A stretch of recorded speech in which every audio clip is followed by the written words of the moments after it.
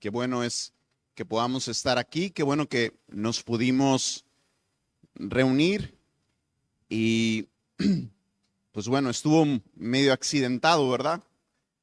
Viendo la ventana, a ver si bajaba o viendo las calles, pero los que no nos pudieron acompañar de forma presencial, porque quizás era más complicado, y aun cuando nos jactamos que nuestra ciudad es una cuadrícula, es cierto que las elevaciones son distintas y algunas calles se inundan un poco más, así que qué bueno que pudimos algunos estar, los que no, pues que Dios sea también desde allá. Y pues reciban un saludo de la iglesia donde nosotros asistimos en Puebla. Actualmente nosotros residimos en Huamantla, Tlaxcala, sin embargo, seguimos congregándonos en Puebla. Nuestra congregación nos queda como a una hora más o menos de casa, en la cual decidimos servir. Y pues es un gozo y pues obviamente por la mañana extrañamos a los hermanos. Así que reciban el saludo de comunidad bíblica, soberano Dios. Y vamos a ir a Hechos. En la iglesia estamos estudiando expositivamente el libro de los Hechos y vamos a ir al capítulo 19. Ustedes están estudiando Romanos, están estudiando también Génesis y pues bueno, siempre es grato ir a la palabra de Dios y vamos a ver del verso 17 al verso 20, es lo que vamos a ver en esta porción. Obviamente hay un contexto que al no estar enseñando aquí expositivamente, pues digamos que los vamos a agarrar en frío, pero vamos a tratar de ponerlo en contexto para que lo puedan ver. Entonces, leemos estos versos del 17 hasta el 20 y luego oramos para presentar ese tiempo delante del Señor. Y dice así en el verso 17: supieron esto todos los habitantes de Éfeso, tanto judíos como griegos. El temor se apoderó de todos ellos y el nombre del Señor Jesús era exaltado. También muchos de los que habían creído continuaban viniendo, confesando y declarando las cosas que practicaban. Muchos de los que practicaban la magia, juntando sus libros, los quemaban a la vista de todos. Calcularon su precio y hallaron que llegaba a 50,000 monedas de plata. 180 kilogramos, dice la NBLA. Y termina el verso 20. Así crecía poderosamente y prevalecía la palabra del Señor. Oremos en esta tarde. Bendito Dios, qué bueno es una vez más estar ante tu presencia.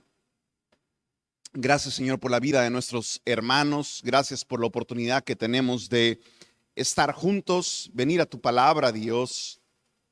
Rogamos, Señor, también por el resto de hermanos que no va a ser posible verlos físicamente este día, pero ruego que tú seas con ellos, Dios, en sus hogares, guardándoles, Dios, en medio de las inclemencias, Dios, del clima y las situaciones distintas que pudiera haber, Dios, en cada uno de nuestros hogares. Gracias, Dios, porque tú en tu bondad sigues bendiciendo nuestra región y sigues, Dios, trayendo de este recurso tan importante, Señor, para esta tierra. Permite, Señor, que nuestros corazones se desborden en gozo y en reconocimiento, Señor, porque es solo tu misericordia. También pedimos que hables a nuestras vidas y pedimos, Señor, que nuestros corazones sean enseñados, Señor, conforme tú hablas, Dios, y que podamos tener un corazón atento y un corazón humilde, Señor, para escuchar tu voz. En el nombre de Jesús. Amén. Pues bueno, básicamente este pasaje es el inicio del tercer viaje misionero de Pablo y podemos ver en el libro de Hechos cómo él ha estado en distintos lugares. Y si no perdemos nosotros Hechos capítulo 1, cómo iba esta onda expansiva, y recuerdan ustedes este pasaje en Hechos 1:8, pero recibiréis poder cuando haya venido sobre vosotros el Espíritu Santo y me seréis testigos en Jerusalén, en toda Judea, en Samaria y hasta lo último de la tierra, ¿no? Y básicamente este es el digamos, los puntos del bosquejo del doctor Lucas, que se desarrolló en el resto de los capítulos. Y aquí estaríamos llegando al tercer viaje misionero. Pablo ya ha estado viajando miles de kilómetros a distintos lugares y ha llevado incansablemente la palabra de Dios. ¿No ha sido miel sobre hojuelas? Los enemigos del evangelio eran los primeros que estaban ahí para contrarrestarlo. ¿Recuerdas quiénes eran los enemigos más férreos? ¿Los romanos? ¿O quiénes eran los enemigos más férreos? Los judíos. El pueblo escogido. Aquel el que vino el Mesías y no lo recibieron. Y noticias, siguen esperándolo. Y eso es trágico. Pero la cuestión es que Pablo estuvo compartiendo y el Espíritu de Dios lo estuvo acompañando. Y ustedes ven cómo el Señor estuvo bendiciendo a Pedro. Vino esta predicación de forma muy interesante, donde muchas personas empezaron a venir y hubo un denuedo en su vida porque el Espíritu Santo vino a él. Y empezamos a ver personajes interesantes como Ananías y Zafira. ¿Recuerdan que ellos mintieron? Y vemos otros personajes como a Esteban, que muere apedreado. Y vemos a muchos hombres que estuvieron ahí. Vemos a Felipe, vemos a Simón el mago. Y empieza toda una historia en Hechos que la hemos leído en varias ocasiones, que dependiendo si nuestra mente de Dory nos permite, nos podemos acordar de muchas de estas cosas. Pero aquí estamos en un punto donde básicamente el libro de Hechos tiene 4 resúmenes importantes. Y aquellos que les gusta tomar nota pueden verlo. En Hechos 6-7 ves un primer resumen donde dice: y la palabra de Dios crecía y el número de los discípulos se multiplicaba en gran manera en Jerusalén. Y muchos de los sacerdotes obedecían a la fe. Ves otro resumen en Hechos 12:24 donde dice: pero la palabra del Señor crecía y se multiplicaba. Tercer resumen, Hechos 13:49, y la palabra del Señor se difundía por toda la región. Y el cuarto resumen, que es el pasaje que estamos viendo: así crecía poderosamente y prevalecía la palabra del Señor. En todo tiempo el Señor usaba del Espíritu y usaba de situaciones sobrenaturales para que su palabra pudiera tener el efecto que requería. Y esto coincide con la travesía del evangelio. El mismo pasaje que crecería en Jerusalén, en Judea, Samaria y hasta lo último de la tierra. Y hay teólogos que dicen cada uno de estos 4 resúmenes básicamente sería el término en Jerusalén, un resumen, en toda Judea, un resumen, en Samaria, un resumen, y ahora hasta el último en la tierra, un resumen. Quizás no es perfecto, pero bueno, coincide en el número 4. Pero cuando tú empiezas el capítulo 19, y de hecho de unos versos antes, está un personaje que todos nosotros conocemos que se llama Apolos. Y la Biblia se nos dice que era un hombre elocuente. Pero este hombre, que era natural de Alejandría, no tenía todo el conocimiento del evangelio. Conocía ciertas partes. Y hubo un matrimonio muy importante. ¿Recuerdan quién fue el matrimonio?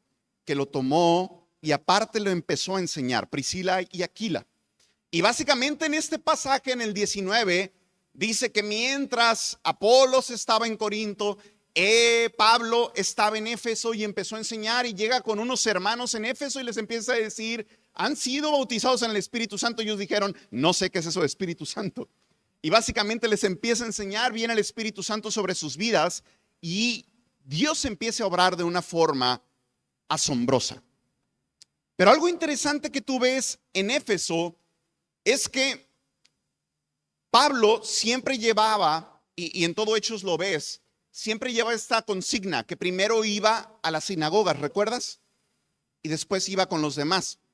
Y a mí me sorprende porque dice que estaban uno y eran duros, no escuchaban. Pablo los aguantó 3 meses y dijo: ¿sabes qué? Patitas, ¿para qué las quiero? Me voy a otro lado, y empezó a enseñar la palabra de Dios. Cuando tú y yo vemos el relato de Hechos 19 o de Hechos 20, te das cuenta que Pablo estuvo con ellos 3 años enseñándole.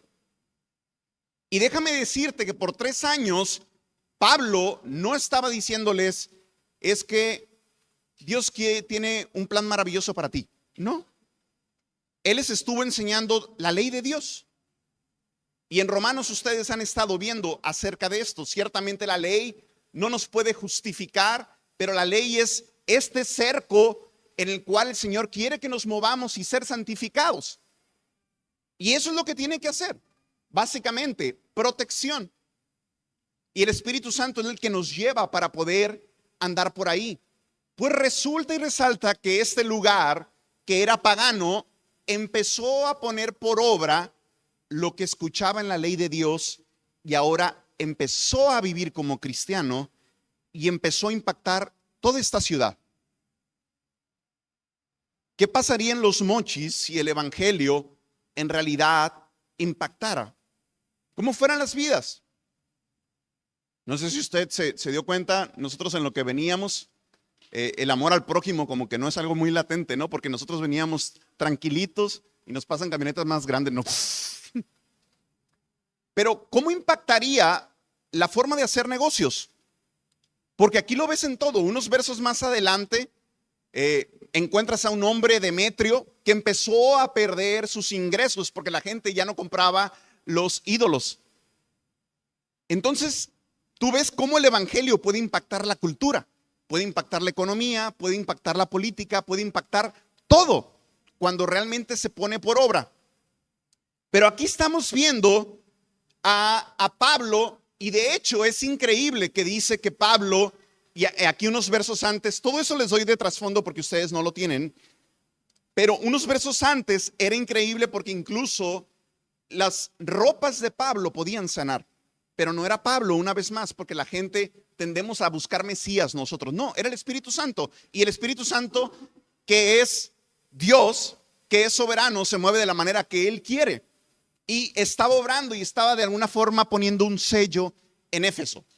Pues bueno, esto nos lleva a esta situación. Un poco antes están unos famosos hijos de Esceva, que estos decían que eran exorcistas ambulantes. Pues resulta que ellos decían, venimos y predicamos en el nombre de Jesús que predica Pablo, ¿no? Y el demonio les dice, a ver, conozco a Jesús y conozco a Pablo, pero ustedes quiénes son, ¿no? Y salen huyendo. Cuando iba a predicar esto, un domingo, ¿no? Le mando un mensaje a Gerson, le digo, Gerson, ¿te acuerdas de un mensaje que nos enseñaron de, no me acuerdo, como 7 pasos de cómo sacaron endemoniado y algo así, ¿no? Por allá 2003, 2004, y Gerson tiene muy buena memoria y sí se acordó. Y es increíble cómo yo puedo voltear a ver la vida de ese maestro y le fue peor que a los hijos de Esceva. Porque el Espíritu Santo no estaba con él y el Espíritu Santo no lo acompañaba. Así que todo esto lo tenemos como contexto para llegar al pasaje. Y la idea es que podamos ver cómo ser una iglesia vencedora. Éfeso fue una iglesia vencedora en algún momento, pero la vida cristiana no es algo en lo que tú llegas a un lugar y va a definir que siempre vas a estar así. No, eso es persistencia. Y normalmente la vida de un cristiano luce más de esta forma, ¿no? A veces no tenemos ganas, a veces estamos un poco tristes, porque somos humanos y porque pecamos y porque nos desilusionamos y porque nuestro cónyuge no actúa de la manera que queremos, o a lo mejor nuestro jefe actuó de una forma distinta, o las situaciones adversas del mundo. Pero vamos a tratar de ver ciertas enseñanzas que podemos extraer de este pasaje para poder ser vencedores en este mundo. Y lo primero que vamos a ver en este verso 17 que tienen aquí, dice el pasaje, el temor se apoderó de todos ellos. ¿Cuándo fue que se apoderó? Justamente cuando este demonio pudo contra 7 de estos hombres y tuvo mucho más fuerza, y estos salieron medio desnudos. Y toda la gente se atemorizó y dijo, ¿qué es esto? Pero continúa el pasaje y dice, y el nombre del Señor Jesús era exaltado. Así que vamos a empezar viendo marcas de un vencedor. La primera que vamos a ver es temblar ante Dios y no ante los hombres. Este es algo muy importante. La vida cristiana, y si tú buscas, ahora en los celulares es muy fácil, antes con las concordancias se complicaba, pero si tú buscas ahora en estas apps y pones temor de Dios o temor del Señor, vas a encontrar muchos pasajes que hablan al respecto. Y esto es algo que es importantísimo en la vida cristiana. Y un cristiano tiene de dos sopas, o una persona, o teme a Dios o teme al hombre. Y son cosas que se contraponen. Nosotros nos es fácil temer al hombre, porque a Dios no lo tenemos de una forma visible en nuestras vidas. Y empezamos a actuar de una forma que le damos más importancia a lo que dice el hermano, lo que dice el vecino o lo que dice a un lado. Pero miren, aquí en este pasaje que ellos están teniendo un temor de la situación, lo que está pasando, pero ellos no temían a Dios. Por eso les fue como en feria a estos hijos de Seba, a estos exorcistas. Así que el temor de Dios es una de las características más fundamentales de una persona que se va a mantener como un vencedor. Y algo triste es que muchas iglesias se enfatiza el amor de Dios, pero se descuida casi por completo el temor de Dios y piensan que ambos son incompatibles. La escritura es muy clara donde dice que el amor perfecto echa fuera el temor. Y tanto el pasaje aquí como donde dice esto es la palabra phobos, de donde viene nuestra palabra fobia, miedo, terror en español. Y ciertamente también temor significa reverencia, significa respeto. Pero no es solo eso, el temor va muchísimo más allá. Y tenemos pasajes como este en Hebreos 4:16, porque muchos pudieran decir, ¿cómo puedo tener temor a Dios y acercarme a Él? En nuestra mente, a veces simplista, dices, no hace sentido.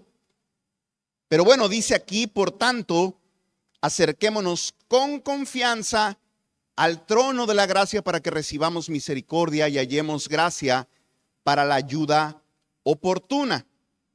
Y tú dices, oye, qué raro, el autor de Hebreos, que no sabemos, dice que entremos con confianza, pero en ese mismo capítulo, en el verso 1, nos dice, por tanto, temamos, no sea que permaneciendo aún la promesa de entrar en su reposo, alguno de ustedes parezca no haberlo alcanzado. Y ahí dice Hechos, pero es Hebreos. Por lo tanto, temamos. Y tú dices, ay, estas cosas están medio raras. Alguien ponía esta falsa dicotomía de una forma correcta. Decía, de pequeño en mi familia practicábamos la apicultura y él vivió en uno de estos países africanos y dice, nosotros teníamos abejas de distintas y pues a mí siendo un adolescente me mandaban a poder recolectar el enjambre y a poder sacar la miel. Y dice, pero yo tenía que usar un traje. Y había abejas, pues dice, como las americanas que tenemos aquí, pero habían unas abejas africanas asesinas. Y yo recuerdo aquí en Mochis, por allá en la primaria o a lo mejor en mi adolescencia, recuerdo haber escuchado que vino una abeja asesina y en una ocasión, no sé, yo teniendo como 11, 12 años me picó una abeja y yo dije, no, es una asesina, me voy a morir, ¿no? Pero dice él, yo iba a ese lugar con las abejas asesinas y yo sabía que a cualquier provocación esa abeja me podía matar. Entonces yo tenía que tener bien puesto mi traje y si tenía mi capucha tenía que cerrar bien porque no podía dar oportunidad de que se metiera una de esas y me matara. Y él dice, yo ejemplifico así el temor a Dios.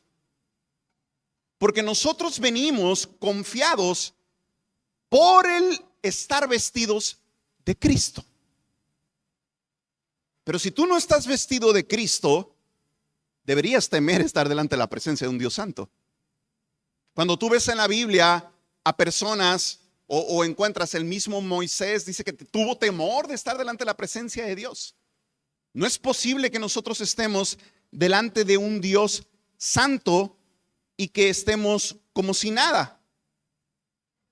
Así que tenemos que entrar revestidos de la justicia de Cristo, y eso es lo que Hebreos nos advierte una y otra vez. Nos acercamos con valentía, pero debe ir acompañado de reverencia y temor piadoso. Pero miren cómo hace este crecimiento Hebreos. En Hebreos 10:30 dice, el Señor juzgará a su pueblo. Y muchas personas dicen, sí, es que el Señor juzgará a los de afuera. No, el pasaje dice a su pueblo. Y continúa en el verso 31. Horrenda cosa es caer en las manos del Dios vivo. Entonces tú dices, ¿cómo? ¿El pueblo puede caer en horrenda cosa? Sí, puede caer en manos de un Dios vivo, su pueblo. Y continúa este pasaje, dice, horrenda cosa es caer en manos de un Dios vivo. Nuestro Dios es santo y no se le puede mentir. Y dice Hebreos en los siguientes pasajes, ahí en Hebreos 10:31 te da la razón de por qué nosotros temblamos ante Dios. Y dice, porque Dios es fuego consumidor. Y son palabras muy difíciles que a veces el cristianismo actual quiere sacar de un lado. Pero miren este pasaje que dice aquí, en la galera de la fe, en Hebreos 11, nos dice cómo es que el temor de Dios ayudó a estas personas. Mira, dice, con temor reverente, Noé preparó un arca para la salvación de su casa. Es decir, el temor de Dios lo conmovió, lo motivó, y en realidad el temor de Dios es un gran motivador para la santidad. Es así como la vara que impide que los niños se enojen con mamá o papá. Hebreos 12:28 dice, por lo cual, puesto que recibimos un reino que es inconmovible, demostremos gratitud mediante la cual ofrezcamos a Dios un servicio aceptable. Y vienen las dos palabras, con temor y reverencia. Porque muchas personas han llegado a decir, no, es solo reverencia. No, aquí el autor de Hebreos como diciendo, no se equivoquen, son las dos. Y están ahí ambas palabras, eulabeia, que es temor, y deilos, que es reverencia. Entonces, aquí el autor está indicando que la gracia nos permite tener ese temor, y eso es completamente diferente a la concepción que algunos tienen de la gracia. ¿Saben por qué muchas personas usan la gracia como libertad para pecar? Justamente por esto. Pero la gracia no es una licencia para pecar. Porque mucha gente dice, es que yo no soy de la esclava, soy de la libre. Entonces voy a tomarla y se va a convertir en mi credencial para pecar, porque yo estoy bajo la gracia. Bueno, esto es no entender la santidad de Dios. No podemos andar de esta forma. Y dice en el 28 y 29, por lo cual, puesto que recibimos un reino que es inconmovible, demostremos gratitud mediante lo cual ofrezcamos a Dios un servicio aceptable con temor y reverencia. Y aquí está el pasaje que les decía, porque nuestro Dios es fuego consumidor. El temor de Dios es la esencia del cristianismo. Si nosotros quitamos el temor de Dios, las personas, y tú lo puedes escuchar actualmente, ¿has escuchado que la gente tiene falta de autoestima actualmente? ¿Has escuchado que la gente tiene falta de confianza? ¿Has escuchado que la gente tiene orgullo? ¿Sabes qué? La solución para todo eso no es un psicólogo. La solución para todo eso es el temor de Dios. Si tuviéramos temor de Dios, no tuviéramos temor del hombre. Ay, empiezan, normalmente las mujeres es así. En cuestión de vestimenta, empiezan a vestirse y dice que las mujeres se visten para otra mujer. ¿Han escuchado eso, no? Y empiezan a vestirse, ay, pero es que ¿qué van a decir? ¿Y qué van a hacer lo otro? Bueno, temor al hombre. En este caso a la mujer, no, pero a la humanidad. No nos vestimos para Dios. El hombre es distinto, puede flaquear un poco con cuestiones como estas, monetarias, ¿no? A ver quién tiene el recibo de nómina más potente.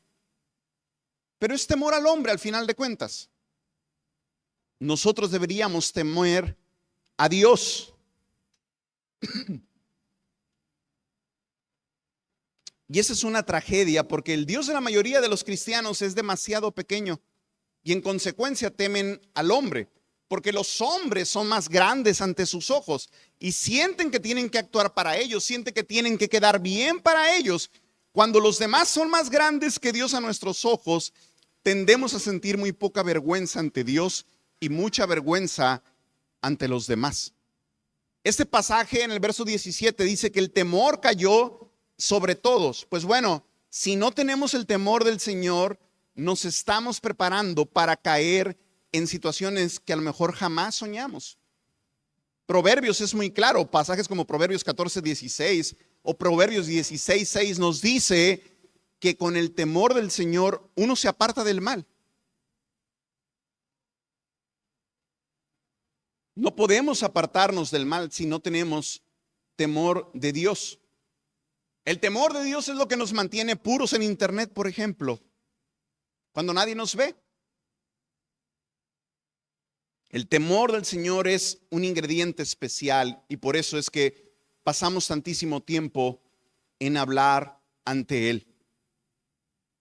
Pero inciso B, y vamos a ver esto, que su motivación sea agradar a Dios. Un cristiano que es un vencedor teme a Dios y busca que su motivación sea agradarle a Él. En el verso 17 nos dice que el temor cayó sobre todos, pero que también el nombre del Señor Jesús fue magnificado. Ellos querían hacer cosas que glorificaran a Dios. Y esta debería ser nuestra meta. Cuando tememos al hombre, nos queremos agradar a nosotros mismos. Pero debemos buscar agradar a Dios. Tampoco basta con trabajar solamente para complacer a tu cónyuge. ¿Han escuchado este? Ay, es que yo quiero ser la mejor persona, la mejor versión de mí mismo para mi cónyuge. No, no es suficiente. Hoy no, es que si yo no muestro frutos, el pastor no me va a poner a servir. Bueno, estás teniendo un temor al hombre. ¿Lo haces para Dios o lo haces para el hombre? No es suficiente solo que quieras hacer las cosas para quedar bien con tu esposa, con tu hijo, con tu jefe, con tu vecino. Si nuestra motivación central está en el hombre, entonces no es suficiente. Y esto es un foco rojo para nuestras vidas. Así que deberíamos de preguntarnos, primero, ¿tengo el temor del Señor? 2, ¿hago lo correcto solo por otra persona? ¿O deseo agradar a Dios incluso cuando los demás están enojados? Entonces nuestra motivación no es solamente aliviar el dolor o la comodidad, sino dar la gloria a Dios. Número 3, no le interesa cubrir apariencias. Y miren aquí en el verso 18, miren lo que dice aquí, uno atrás, dice, también muchos de los que habían creído continuaban viniendo, confesando y declarando las cosas que practicaban. Imagínense, Éfeso era una ciudad muy importante donde era próspera económicamente, era un lugar donde pasaban muchísimas personas y a lo mejor estamos pensando que en toda el Asia Menor había, no sé, algunas 200,000 personas, y esta era de las ciudades más importantes. Pero imagínate que estás en un lugar donde la gente viene y confiesa sus pecados, confesando y declarando las cosas que practicaban. ¿Te fijas cómo esto va en un crescendo, como decimos? Si tú y yo tenemos temor al hombre, no vamos a confesar nuestros pecados. Cuando tenemos temor al hombre, escondemos nuestro pecado. Así que una persona que es victoriosa, que es este inciso C, no le interesa cubrir apariencias. Es una persona sincera, es una persona que no tiene fachadas. ¿Han visto esto, las fachadas? Allá cerca de uno de los ranchos que tenemos en los pueblos, ya ven que es muy común que te hacen un arco y para mostrarte el título. Y está, la fachada la estaban haciendo preciosa y eran unas columnas, pero obviamente es muy caro hacer una columna como era antes. Entonces tenía una estructura como de aluminio y tabla roca y se veía imponente, pero si tú la tocabas, como que, híjole, estaba huequísimo por dentro. Cualquier trancazo lo va a tumbar. Esas son las fachadas. Los cristianos, tristemente, somos muy buenos en nuestras fachadas. Siempre las tenemos, porque no nos atrevemos a dejar que los demás sepan cuáles son nuestras fallas, nuestros miedos, nuestros pecados, porque podrían darse cuenta que no somos tan buenos como intentamos aparentar. Y esta es una de las situaciones que causa mucho ira a los hijos. Y yo tengo mi convicción que cuando Pablo dice en Efesios, no traigas a ira a tus hijos, habla muchísimo de esto. Venimos el domingo a la iglesia, venimos peleados, casi deschongándonos con la esposa, bajamos de la puerta y una sonrisa. Y todo está bien, los hijos lo ven y eso trae a ira a tus hijos. Porque es fachada, hermano, se toca y está hueco. Es fachada.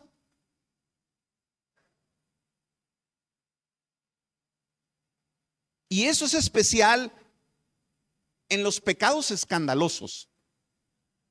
Y lo hemos escuchado y hemos visto a muchas personas que han caído. Lo hemos visto desde muchísimos años atrás, que los cachan saliendo de burdeles, que los cachan teniendo negocios de masajistas, que los cachan teniendo una relación por muchos años. Todas estas cuestiones, y nos escandaliza. Pero ¿qué hay de los pecados que no son tan estigmatizados ante la sociedad? Caer en drogas es algo muy estigmatizado. No sé, poner el cuerno es algo muy estigmatizado. Pero que tú seas un chismoso, que tú seas un peleonero o un dicencioso.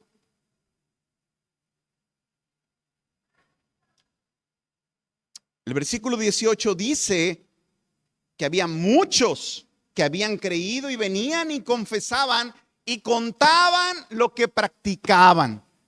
Santo Dios. Ante todos, sí, ante todos. No era en la casa del pastor, en su casa, no. Era ante todos.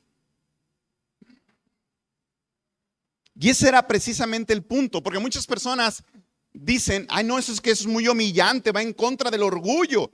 ¿Quieres decir que le tengo que contar a todas las malas acciones que cometí? Eso es terrible. Sería crucificar mi orgullo. Bueno, eso es básicamente lo que uno debe hacer. Crucificar nuestro orgullo. Proverbios 6:8 nos dice, antes del quebrantamiento es la soberbia y antes de la caída la altivez de espíritu. Cada vez que nosotros nos reservamos cosas que no confesamos, es básicamente una oportunidad para volver a pecar. Y de una forma más terrible. Y tenemos muchos pasajes donde nos dice que Dios nos ayuda. Pero si somos soberbios, Santiago nos dice que Él que Dios resiste a los soberbios, pero da gracia a los humildes. Y esos pasajes los conocemos de forma increíble. Así que si hay pecado en nuestras vidas, debemos confesar y debemos pedir hermanos que nos ayuden a mantenernos firmes y que nos exhorten cuando no lo hagamos. Hay gente que tiene sistema de, las empresas ahora usan esta palabra, accountability. Y no hay una traducción correcta al español. La gente dice responsabilidad, pero básicamente es cuando te apropias y que de alguna manera haces también un proceso de rendición de cuentas. Y eso es algo que entre cristianos debería existir. Había una persona que decía, ¿sabes qué? Para mí es mucha tentación tener una tele en el cuarto del hotel. Y lo que él empezó a hacer es, pues bueno, empiezo a llamar antes y a decir que la quiten. Pero tenía una persona a la que le decía, hey, voy a viajar, mañana pregúntame cómo me fue. Son cosas que nos protegen. Pero si no temblamos ante Dios, si no queremos agradarlo y si queremos cubrir apariencias, esto nunca va a ocurrir. Número 4, y eso lo vemos a la primera parte del verso 19, dice, muchos de los que practicaban la magia, juntando sus libros, los quemaban a la vista de todos. Y aquí estoy poniendo en el verso D que una marca de un vencedor es alguien que quema los puentes hacia el pecado. Y este es un término como militar, donde los militares pasaban, no sé, un puente justamente, y la forma en que se aseguraban que ya no iban a regresar y que iban a huir era quemando el puente. Ya no había forma de irse. Y eso es prácticamente sacar las cosas que provean a tu carne. Aquí estas personas lo hicieron de una forma muy sencilla. Quemaron los libros. ¿Qué era lo que pasaba? Era una zona demasiado supersticiosa. En este capítulo vemos que tenían sus templecillos, pero también tenían libros de magia y hacían sus conjuros.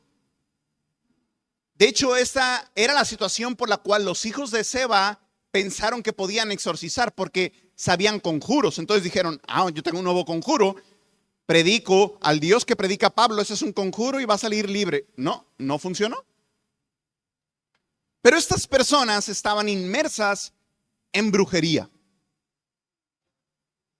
Y una forma de quemar los puentes era quemar todos estos libros.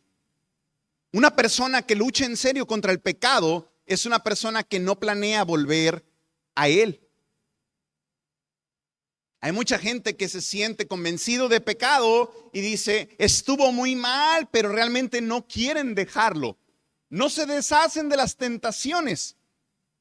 Entonces, no atacan de raíz el problema. Simplemente se engañan. Cuando estas personas quemaron los libros, lo que estaban haciendo es, no hay forma en que yo sienta la tentación de volverlo a abrir porque ya no existe. Pero nosotros lo podemos tener. Esa es la misma actitud cuando tienes algo que no está correcto en tu computadora y tú le pones en los archivos guardar como archivo oculto. Porque tú dices, en algún momento voy a ver si lo pude vencer. Aquí teníamos un joven, bueno, cuando nosotros éramos más jóvenes, había un joven, ¿no?, que hacía la broma, que ¿cómo estás? Pues aquí buscando tentaciones que vencer, decía él, ¿no? Pero tristemente los cristianos parece que así andamos. Pero no deberíamos jugar con fuego, deberíamos quemar estos puentes para no volver a caer. Pero no, ahí lo tenemos.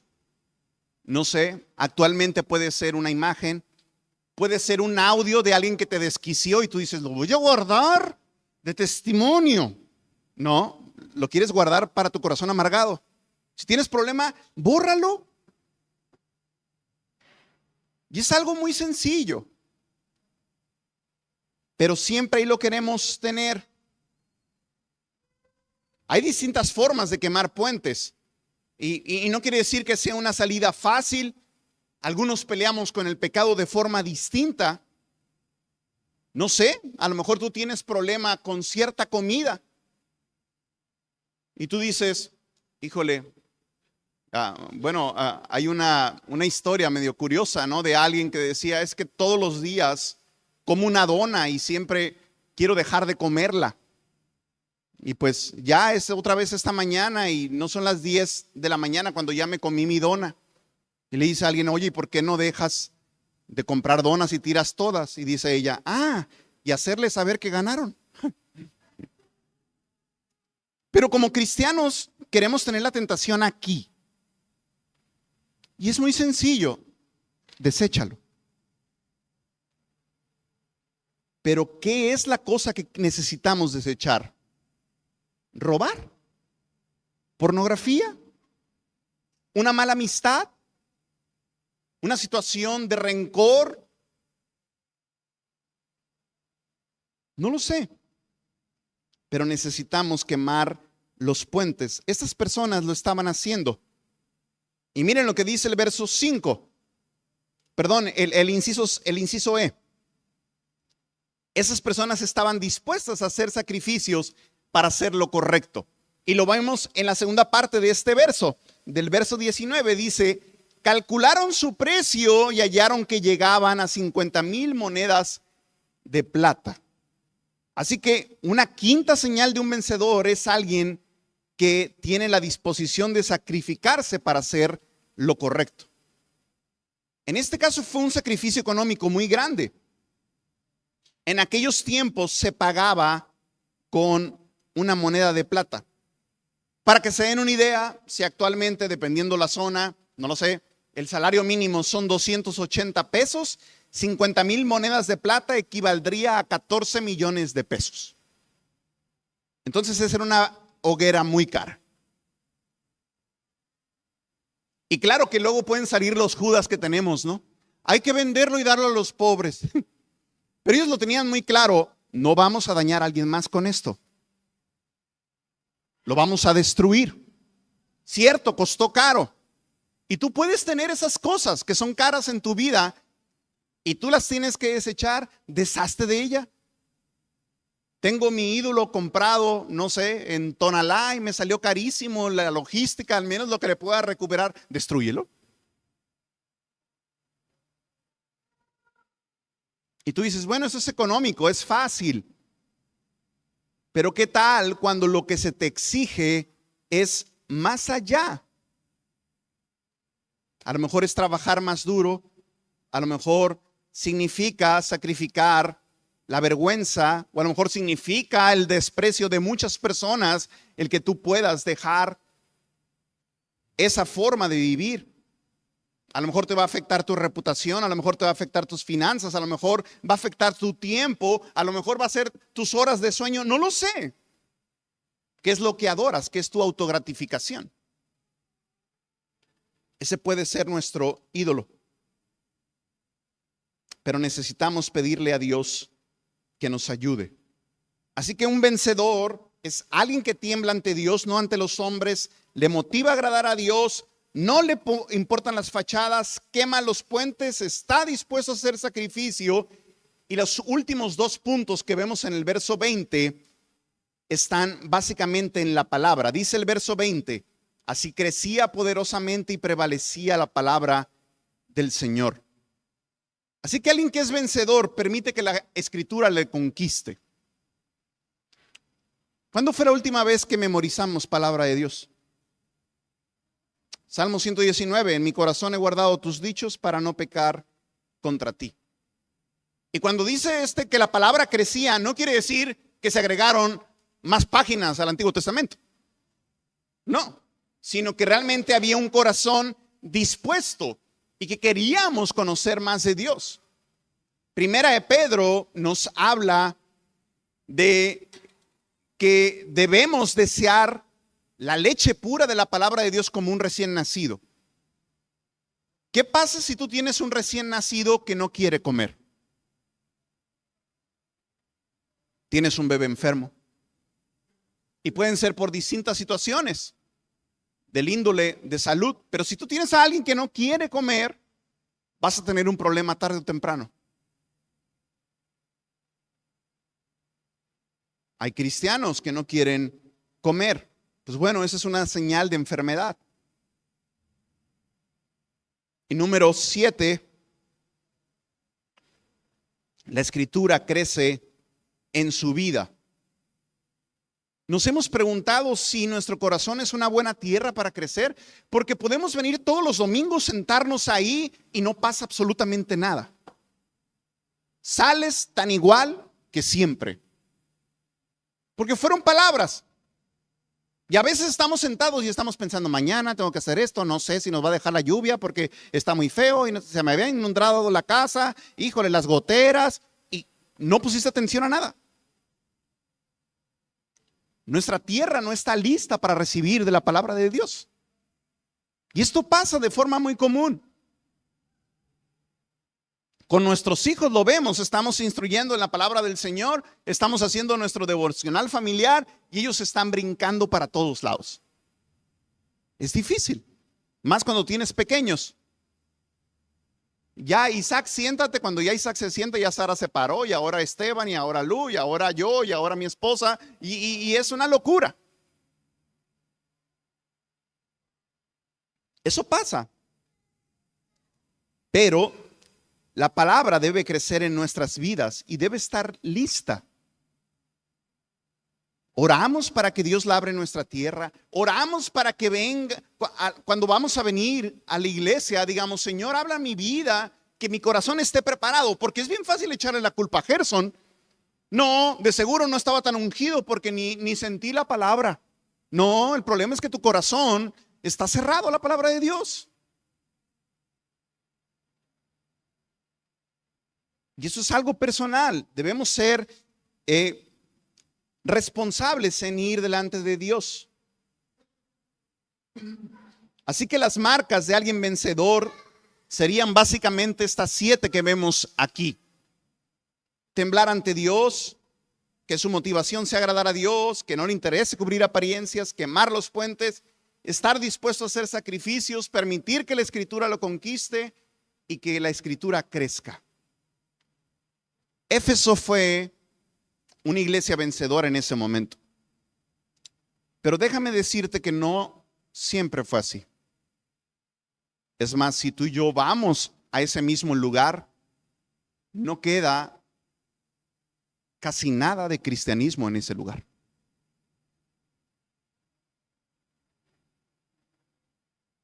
La historia más adelante fue distinta y lo vamos a ver en Apocalipsis 2, 1 al 7. Dice así: escribe el ángel de la iglesia en Éfeso, el que tiene las 7 estrellas en su mano derecha, aquel que anda entre los 7 candelabros de oro, dice esto: yo conozco tus obras, tu fatiga y tu perseverancia, y que no puedes soportar a los malos, y has sometido a prueba a los que se dicen ser apóstoles y no lo son, y los has hallado mentirosos. Tienes perseverancia y has sufrido por mi nombre y no has desmayado, pero tengo esto contra ti, que has dejado tu primer amor. Recuerda por tanto de dónde has caído y arrepiéntete y haz las obras que hiciste al principio, si no, vendré a ti y quitaré tu candelabro de su lugar si no te arrepientes. Sin embargo, tienes esto, que aborreces las obras de los nicolaítas, los cuales yo también aborrezco. Verso 7, el que tiene oído, oiga lo que el Espíritu dice a las iglesias. Al vencedor le daré a comer del árbol de vida que está en el paraíso de Dios. Algo pasó en esta iglesia décadas después. Dependiendo lo que tú creas, la mayoría de los teólogos dicen que Apocalipsis fue escrito al final del primer siglo, por ahí en los 90s. Pero hay gente que dice, ¿sabes qué? Debió haber sido por ahí en los 60s, antes de la destrucción de Jerusalén. Cualquiera que tú creas, pasaron ya sea 10 o 30 años para que esta iglesia fuera distinta.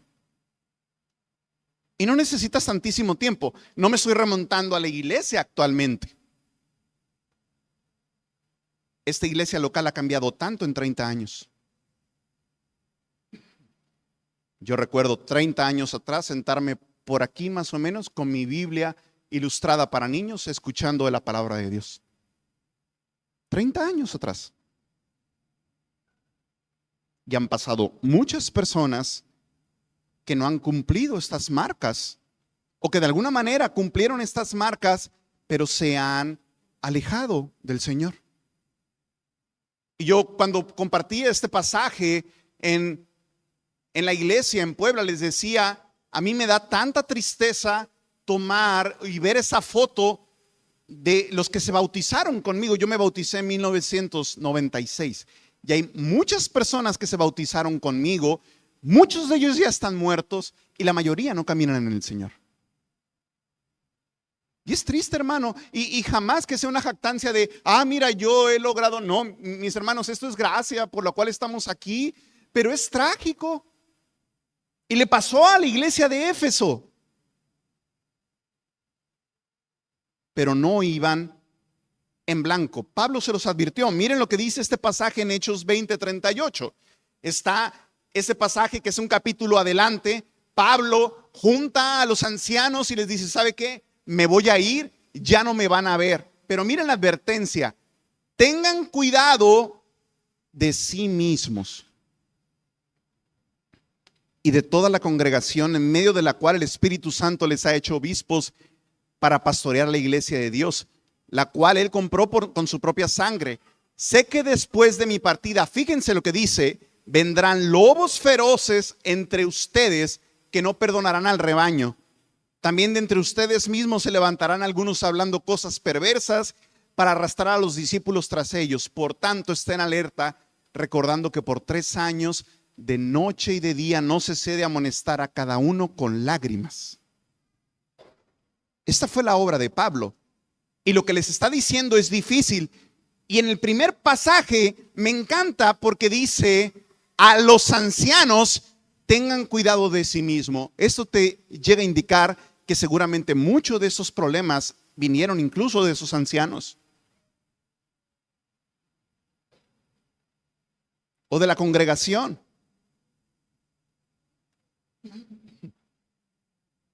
Entonces ahora vamos a ver al menos 5 características que podemos encontrar en este pasaje que pueden ver una recaída de esta iglesia. Número 1, en el inciso A, ten en cuenta que la recaída en el pecado puede ocurrir a este tipo de personas que dice Apocalipsis. Y miren las personas de las cuales habla en Apocalipsis. 1, eran personas que estaban aun cuando la presencia de Cristo estaba en la iglesia. 2, a los que son cristianos. 3, son piadosos. 4, aquellos que tienen una buena reputación de ortodoxia. 5, a los que son diligentes. 6, a los que ministran a otros. 7, aquellos que perseveran. 8, a aquellos que odian pecados graves. 9, a personas maduras. Mis hermanos, no estamos vacunados en contra de esto. Y le puede suceder a gente en la cual nosotros pensamos son cristianos maduros. Y eso es lo que dice Apocalipsis. Era gente madura en el Señor. Pero algo pasó en ellos y empezaron a perder estas marcas que vimos, estas 7 marcas. Y les digo, pasó un tiempo, sí, pero algo empezó a cambiar en su corazón. Pero lo que quiero que veas es que estas personas no eran visitas esporádicas en la iglesia. Era gente que estaba ahí, sirvieron, enseñaron, estuvieron ahí defendiendo y fueron de los que se convirtieron de alguna manera en lobos rapaces.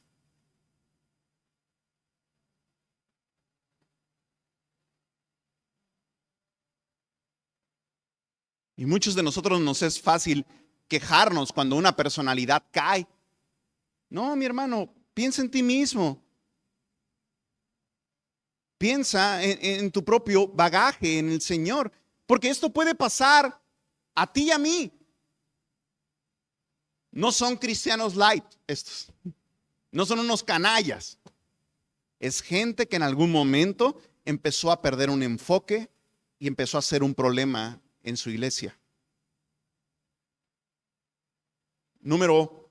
Inciso B, y esto es un pasaje de esos que pueden ser trillados, lo conocemos muchas veces, pero perdieron el primer amor por Dios. Eso es lo que dice en Apocalipsis: tengo contra ti que has dejado tu primer amor. Y este es uno de los mayores indicadores de que estás camino a una recaída. Si te lamentas por esa pérdida de ese primer amor, tienes esperanza. Es un indicador de que la gracia está obrando en ti. Pero si esto se te va, entonces tú sigues en esta resbaladilla, cayendo. Después de haber sido vencedor, empezar a caer y a caer y a caer. Inciso C. Indiferencia ante la pérdida de relación con Dios. En el versículo 5 les dice: recuerda de dónde has caído, lo que implica que ni siquiera pensaban en los cambios que se habían producido. Ni siquiera pensaban que algo había sucedido en su vida. Pero a veces es muy notorio en nuestro caminar. Y ves a una persona y tú puedes identificar que algo pasa. Yo recuerdo con Gerson haber ido a una conferencia por allá en Guadalajara y el predicador decía que él, cuando notaba que alguien estaba medio raro, les cantaba: yo sé que estás en crisis, me lo dice en tus ojos, ¿no? Porque hay algo que pasa en nuestras vidas que tú puedes identificar o en tu espíritu que esa persona no está bien. Y llegas: hermano, algo pasó en tu vida. No, no pasó nada conmigo.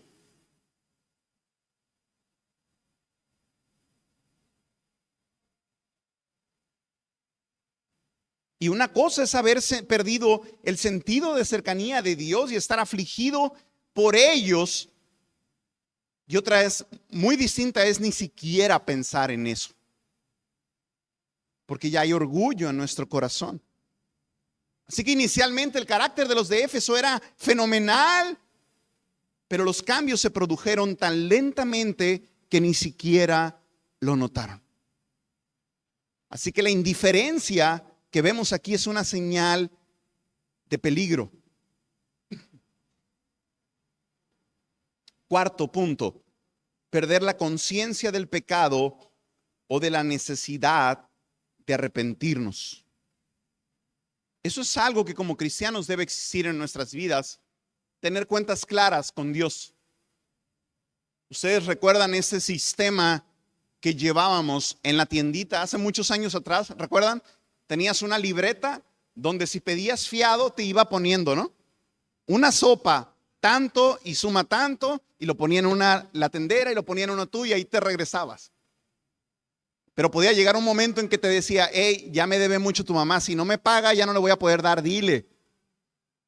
Ok, ya ibas y le dabas un abono, ok, se abre otra vez el crédito. En nuestro caminar con Dios deberíamos tener cuentas cortas. Y ojalá fuera justo después de pecar, pero si no, al cierre del día, así como en Walmart o en Costco, ¿no? Cuando hacen cierre de caja.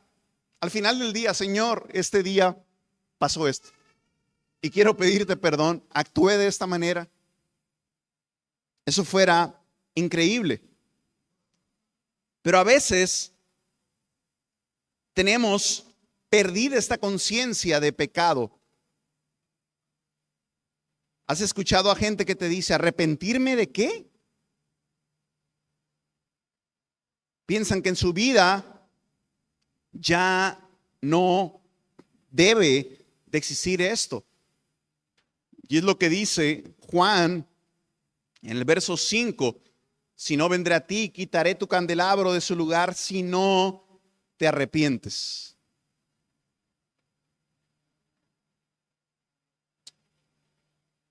Inciso E: el celo relajado hacia las primeras obras. Y eso es finalmente lo que vemos en Éfeso. Y es la misma analogía del primer amor. Ese amor de los recién casados, quieres estar con él, quieres pasar tiempo, pero si llega un momento en tu matrimonio que no soportas a esa persona, ahí hay un problema. Porque entonces, si hacemos esta analogía al cristiano, ay, ¿otra vez van a orar? Ay, ¿otra vez van a leer? No te interesa. No quieres una relación con Dios. Nosotros deberíamos buscarle, disfrutar de su compañía, escuchar de Él, pasar tiempo a solas, buscar agradarle, dedicarnos a Él. Esas son las primeras obras que nos mantienen vivo en el primer amor. Hermanos, esta es nuestra lucha. Básicamente estos puntos que vienen aquí, si los sumamos, serían 12 rasgos que nos ayudan a no recaer en el pecado. Los hermanos de Éfeso en algún tiempo estuvieron, en algún momento no. Impactaron su ciudad, llegaron a permear incluso el mercado económico de donde estaban y empezó a haber un trastorno en su alrededor. Y quisiera terminar con una pregunta. ¿Qué cambios radicales tienes que hacer en tu vida? Aquí dice que ellos tenían básicamente servicios de adoración donde primero confesaban y luego estaban informando todo lo que hacía. ¿Sabes qué? Yo también hice magia, yo también le hice estos amarres, como decimos ahora, ¿no? Y aquí está mi libro de brujería que yo usaba. Lo confesaban.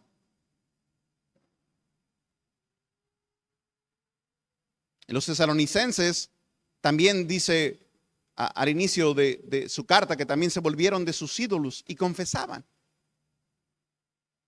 ¿Qué cambios radicales tienes que hacer?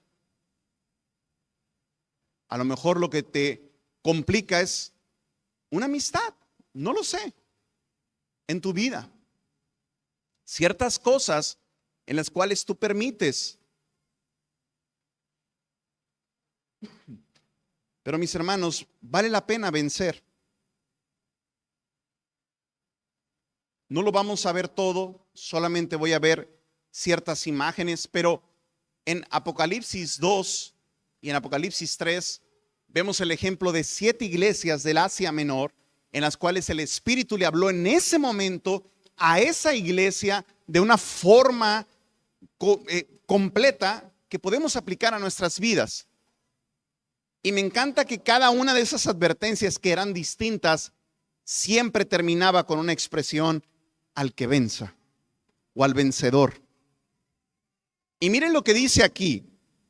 Número 1, al vencedor le daré a comer el árbol de la vida, fue lo que vimos. Número 2, el vencedor no sufrirá daño de la muerte segunda.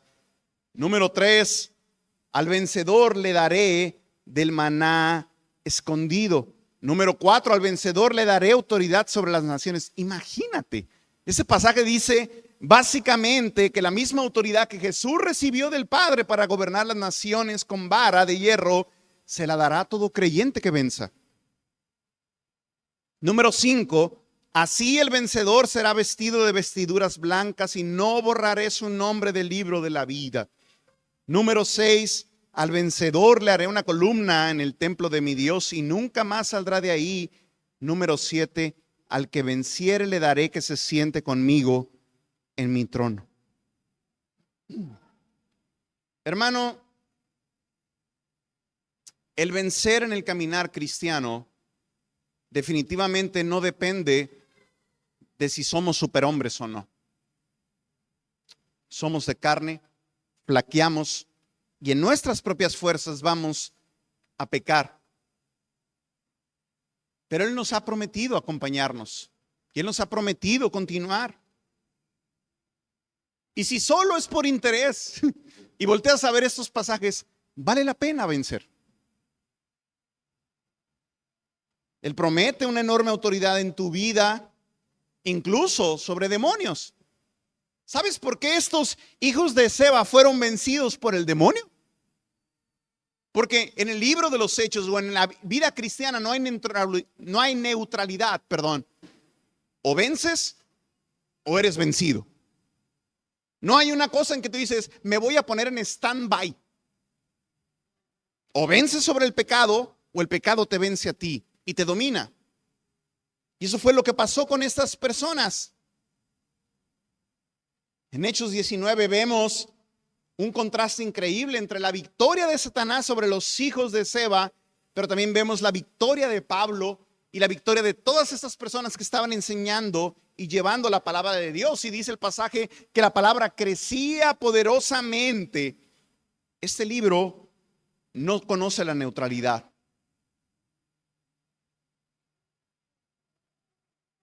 O vamos a prevalecer o va a prevalecer el pecado. ¿Cómo va a ser conocida esta congregación en 10 años? ¿O en 20 años? ¿O en 30 años? Una iglesia que prevaleció, una iglesia que temió a Dios y que no temió a los hombres.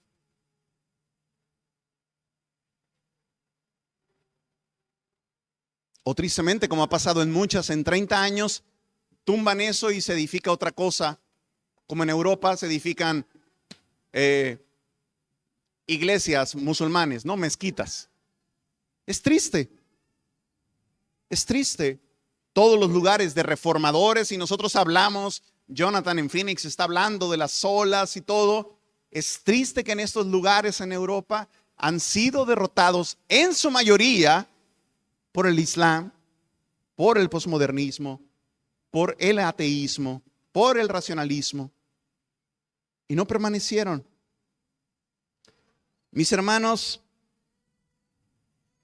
no sé cuáles son los pecados que nos acosan, pero en ese pasaje Judas promete que Dios nos sostiene. Y quiero que terminemos solo leyendo este pasaje. Aquel que es poderoso para guardarlos a ustedes sin caída y para presentarlos sin mancha en presencia de su gloria con gran alegría, al único Dios nuestro Salvador, por medio de Jesucristo nuestro Señor, sea gloria, majestad, dominio y autoridad, antes de todo tiempo y ahora y por todos los siglos. Amén. Mis hermanos, que nuestra oración sea que seamos vencedores en Él, que nuestra ciudad pueda ver cristianos que han vencido. Pero esto lleva realmente una actitud contrita y humilde delante de Dios. Yo puedo engañar a cualquiera de ustedes con mi vida, pero a Dios no lo puedo engañar. Que el Señor nos ayude. Oremos. Dios, gracias te damos por tu palabra. Gracias, Señor, porque por mucho tiempo tú has hablado a nuestras vidas, Señor. Y yo no sé cuál sea la situación, Dios, en nuestro corazón que pueda hacernos estar en duda, o quizás que nos han retenido en la banca y no siendo vencedores en lo que tenemos que ser.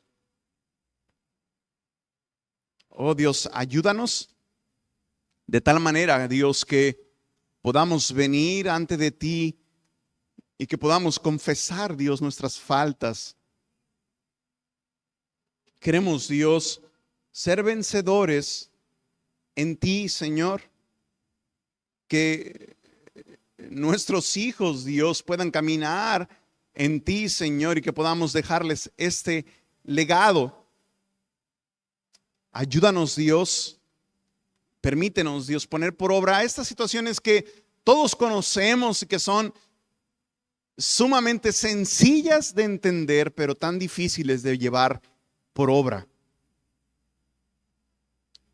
No nos permitas, Dios, poner nuestros ojos en el hombre, en la cantidad de años que alguien puede tener al servirte, o en su bagaje cristiano. Dios, somos falibles, somos con pies de barro, Señor, y podemos caer delante de ti, pero ayúdanos, Dios, y que podamos confiar como Judas nos dice, que tú nos puedes sostener y que tú nos puedes ayudar.